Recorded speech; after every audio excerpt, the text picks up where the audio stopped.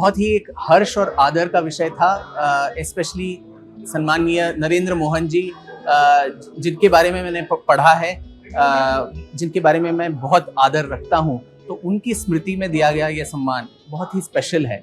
और इसलिए मैं बहुत हर्षित हुआ जब मुझे पता चला कि मेरी कृति, और वो भी सावरकर जी के बारे में लिखा गया 2 खंडों का उनकी जीवनी, उसको चयनित किया गया। इसके लिए मैं बहुत आभारी हूँ और बधाई भी देता हूँ इस अवार्ड के इंस्टीट्यूशन के लिए, जो बहुत ही महत्वपूर्ण है।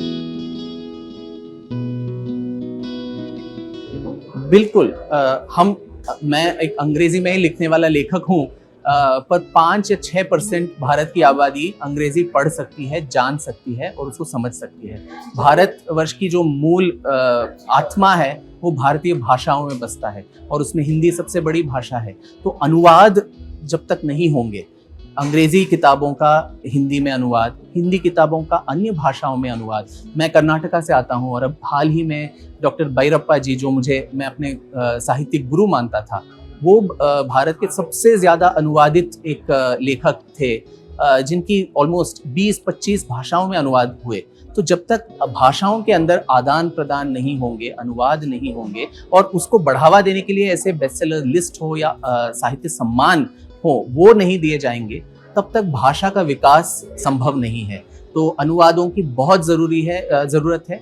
साहित्य अकादमी इसके लिए स्थापित था कि भारतीय भाषाओं के अंदर भी एक वैमनस्यता न रहते हुए, अभी मैं दक्षिण भारत से आता हूँ, और वहाँ पे बहुत सारी गलतफहमियां भी हैं हिंदी को लेके, कि हिंदी हम पे थोपी जाती है वगैरह। पर मैं हिंदी, बचपन से मैंने हिंदी पढ़ी है, काफ़ी अच्छी तरह से उसको समझना बोलना भी मैंने सीख ली है। अभी भी त्रुटियां थोड़ी होती हैं, पर फिर भी कोशिश तो करता हूं। तो ये जो मुहिम और पहल दैनिक जागरण ने किया, बेस्ट सेलर लिस्ट निकालना, या हिंदी भाषी जो साहित्यकार हैं उनको सम्मानित करना, ये बहुत ही प्रशंसनीय एक कदम है। हाँ, आरोप प्रत्यारोप तो इतिहास लेखन में लगते ही हैं, तो इस पे मैं ज्यादा तवज्जो नहीं देता। पर मैं जो भी इतिहास, अब तक मैंने 10 किताबें लिखी हैं, ये सारे किताब, एक इतिहासकार अगर सच्चा है, अपने ईमान पे सच्चा है, इतिहास जो संस्कृत का शब्द है, वो उसका अर्थ ही यही है कि ये ऐसे हुआ था। जो जैसे हुआ उसको उसी तरीके से तथ्यों के आधार पे और डॉक्यूमेंटेशन और फैक्ट्स के आधार पे उसको प्रस्तुत करना एक इतिहासकार का धर्म है। जो कहीं भटक गए थे हम लोग अलग अलग विचारधाराओं के, और जो राजनीतिक जो कंपल्शंस थे, वोट बैंक थे, इन सब के चलते इतिहास के सत्यों को परोसने के बजाय उन पे लेपापोती करना, उनको एक विकृत नजरिए से प्रस्तुत करना, वो चला आ रहा है स्वतंत्रता के बाद। तो अभी एक नया दौर शुरू हुआ है, जहां मैं और मेरे जैसे बहुत सारे अन्य लोग भी तथ्यों को लेके, बिना किसी राजनीतिक पक्ष का या विचारधारा से प्रेरित होके तथ्यों को लोगों के सामने रख रहे हैं। और इतिहास एक ऐसा विषय है जिसमें अलग अलग दृष्टिकोण आना बहुत जरूरी है।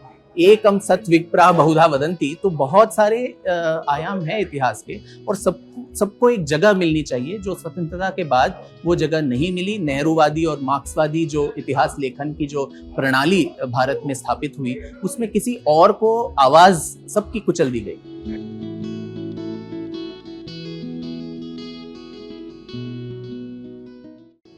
मैं काफ़ी आशावादी हूँ इस बारे में कि लोग पढ़ रहे हैं। मेरी भी किताबें लाखों की संख्या में, अलग अलग भाषाओं में भी, क्योंकि ये सारी भाषाओं में अनुवादित भी हैं, युवा पढ़ रहे हैं। और आजकल आपने सही कहा कि डिजिटल का ज़माना है, तो पॉडकास्ट हो गए या इंटरव्यूज़ हो गए, ऐसे आपके जो चैनल्स हैं उनके माध्यम से खासकर जो युवा वर्ग हैं, इंस्टाग्राम रील्स ही हो गए, 40 सेकंड का ही अगर हमारा अटेंशन स्पैन है, एटलीस्ट उनको आकर्षित करने के लिए वो काफ़ी है। धीरे धीरे वो चाह बढ़ेगी, तो वो किताब भी लेंगे, किताब पढ़ेंगे, और अलग अलग मीडियम और फॉर्म से में किताब कंज्यूम होते हैं। ऑडियो बुक्स आजकल बहुत ज़्यादा हो गए हैं। अभी एआई को लेके, एआई के एप्लीकेशन से किताबों को लोगों तक पहुंचाने की भी मैंने खुद एक नाव एआई नाम की एक कंपनी स्थापित की है, जो अनुवाद, एक भाषा से दूसरे भाषा तक अनुवाद एआई के माध्यम से करने का काम कर रहा है। तो अलग अलग माध्यमों से लेके आज की पीढ़ी को वो जिस भाषा में, जिस शैली में कंटेंट को कंज्यूम करना चाहते हैं, उसमें परोसने की ज़रूरत है।